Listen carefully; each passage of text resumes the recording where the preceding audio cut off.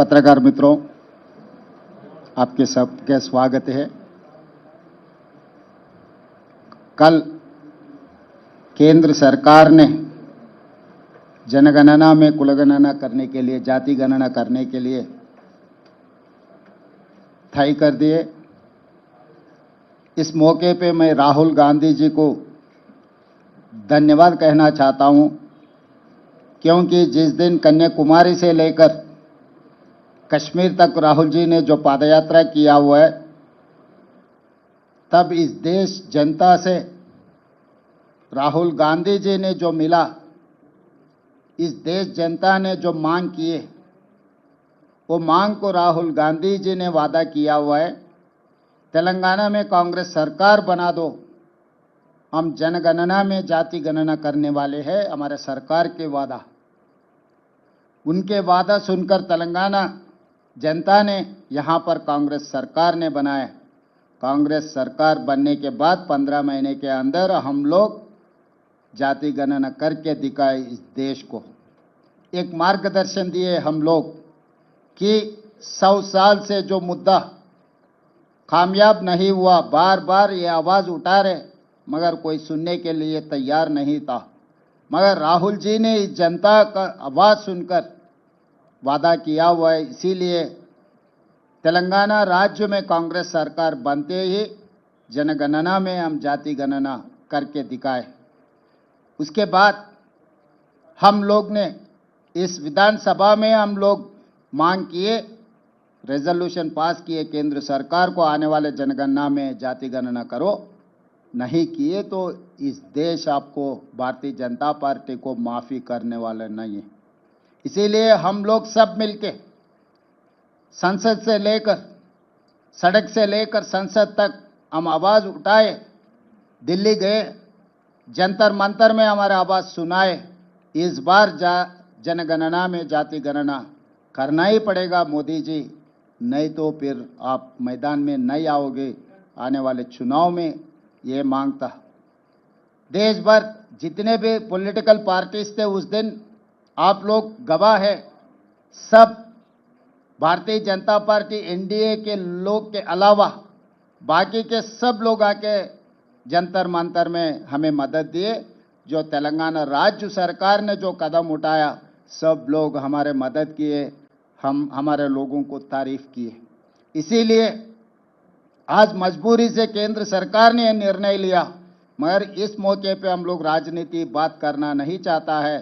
नरेंद्र मोदी जी के नेतृत्व में केंद्र सरकार ने अब जनगणना में जाति गणना करने के लिए जो तय किए, जो निर्णय लिए, हम लोग अभिनंदन करना चाहता है केंद्र सरकार को, नरेंद्र मोदी जी को धन्यवाद कहते हुए कुछ सुझाव है, हमारा एक्सपीरियंस है, हम लोग कुछ सीख लिए। केंद्र सरकार को हम सुझाव दे रहे हैं, आप सचमुच इस जनगणना में जाति गणना करना है तो यूनियन कैबिनेट का एक ग्रुप ऑफ मिनिस्टर्स का एक कमेटी बनवा दो, उसके आगे एक एक्सपर्ट्स कमेटी बना दो, एक्सपर्ट्स कमेटी में आपके ऑफिसरों को भी उसमें शामिल करो। उसके बाद पूरा देश भर आप स्टडी करो, राज्य राज्य में अलग अलग जाति है। उदाहरण, यहाँ के जो बोया कम्युनिटी तेलंगाना में ओबीसी है, मगर कर्नाटक में वो ट्राइबल है। यहाँ के लंबाड़ा ट्राइबल है, महाराष्ट्र में वो ओबीसी है। ऐसे बहुत सारे जाति अलग अलग राज्य में अलग अलग रिजर्वेशन आज उन लोग लागू किए। इसीलिए अलग अलग राज्य में अलग अलग जाति का गणन करना है तो अलग अलग प्रोफाइल, अलग अलग विधान लेना पड़ेगा। इसके लिए आप लोग पहले कंसेंसस बिल्ड करने के लिए एक ग्रुप ऑफ मिनिस्टर्स का एक कमेटी बनवा दो, उसके आगे एक्सपर्ट्स कमेटी विथ ऑफिसर्स। तब आपको ये समझ में आएंगे हर राज्य में कौन से सवाल आने वाले हैं जनगणना में, ये जाति गणना करने के लिए।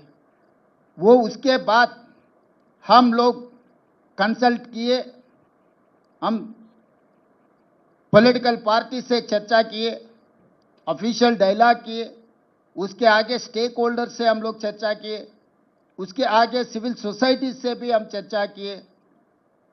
पूरा राज्य में जितने भी जिले हैं, हर जिले को हमारे एक्सपर्ट्स कमेटी को हम भेज दिए।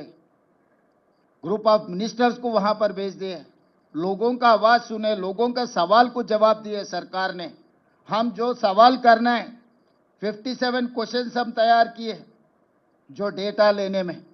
ये डेटा में आप लोग हर किसी का, हर परिवार का, पूरा जाति के साथ साथ में उनके पूरे डिटेल्स 8 पेज में कुछ कम 60 सवाल हम तैयार किए। ये सवाल सरकार ने बंद कमरे में बाबू लोग नहीं बनाए, जनता से हम सुझाव लिए, वो सुझाव लेकर हम लोग ये पूरा 8 पेज का क्वेश्चनियर बनाए। तो इसके आगे भी हम डेटा प्राइवेसी एक्ट भी लागू किए कि किसी का अगर डिटेल्स और कहीं पब्लिक डोमेन में गए तो उनका प्राइवेसी एक्ट इफेक्ट नहीं हुआ, जैसा भी हम लोग एक सुझाव लेकर एक्सपर्ट्स कमेटी बना के हम लोग बनाए। पूरा राज्य को हम लोग 95,000 यूनिट्स बनाए, 95,000 एन्यूमरेटर्स को अपॉइंट किए। हर एन्यूमरेटर 150 घरों में जाकर 60 दिन में पूरा समाचार लेकर आना है, वो खुद ने डेटा एंट्री भी करवाना है। हर 10 एन्यूमरेटर को एक सुपरवाइजर को लगाए, कम से कम 10,000 लोगों को सुपरवाइजर बनाए कि ये 10-10 एन्यूमरेटर सही तरीका से काम कर रहे हैं, सही तरीका से समाचार ले रहे हैं, सही तरीका से कंप्यूटराइजेशन करवा रहे, सब सारे हम लोग सुपरवाइज किए। एन्यूमरेटर से लेके चीफ सेक्रेटरी तक बार बार हमारा ग्रुप ऑफ मिनिस्टर्स रिव्यू किए। मुख्यमंत्री होदा पे मैं भी 8 बार रिव्यू किया, सुझाव दिए। उसके बाद पूरा डेटा बनाने के बाद हम लोग पब्लिक डोमेन में रख दिए। उसके आगे भी कुछ सुझाव आए, 96% एन्यूमरेट किए, उसके आगे 4% नहीं किया था। लोग दोबारा मांगे, 60 दिन के बाद हम लोग और भी एन्यूमरेट करने के लिए तैयार है, हमको मौका नहीं मिले। उसके बाद हम ऑनलाइन मौका दिए, टोल फ्री नंबर दिए, ऑफिसेस में काउंटर खोल के रखा है, कोई भी आए आप इसमें शामिल हो जाओ, इसमें भर्ती करो, इसका डेटा दे दो। दोबारा भी हम 14 दिन मौका दिए। तो 3 महीने में ये सब सारे कर दे के हम एक तरीका से without any controversy, without any legal litigation, without any political interference, we have made a very good policy document of caste census. आज इस देश में तेलंगाना मॉडल हर किसी के लिए काम पे आ जाएंगे। हम लोग जिम्मेदारी समझ रहे हैं, हम लोग किसी को कम करने के लिए कोशिश नहीं कर रहे हैं। मोदी जी या केंद्र सरकार ने तेलंगाना मॉडल पूछे, तेलंगाना मॉडल से कुछ सीखे, हमको कोई एतराज नहीं है। हमारे जिम्मेदारी है, हम जिम्मेदारी से काम निभाएंगे, जिम्मेदारी से जो सवाल जवाब है हम देने के लिए तैयार है। इसीलिए आज केंद्र सरकार को और नरेंद्र मोदी जी को मेरा एक ही सुझाव है, अगर सचमुच जनगणना में आप जाति गणना करना है तो पहले ग्रुप ऑफ मिनिस्टर्स को अपॉइंट करो, उसके आगे एक्सपर्ट्स कमेटी बना दो। ये group of ministers and experts committee हर राज्य में जाकर राज्य सरकार से संवादन कर दे के उन लोगों का सुझाव भी ले लो। उसके आगे स्टेक होल्डर्स का भी आप पूरा देश भर आप मीटिंग लगवा दो। उसके आगे सिविल सोसाइटी से भी आप इंटरेक्शन का काम कर दो। ये सब होने के बाद टर्म्स ऑफ रेफरेंस, अब क्या पूछना चाह रहे, कौन सी तरीका से काम करना चाह रहे, कब तक आप पूरी करना है, हमारा पहले डिमांड अब कब शुरू करने वाले, कब तक खत्म करने वाले, पहले ये तो इस देश को बोलने का जिम्मेदारी आपके ऊपर है मोदी जी।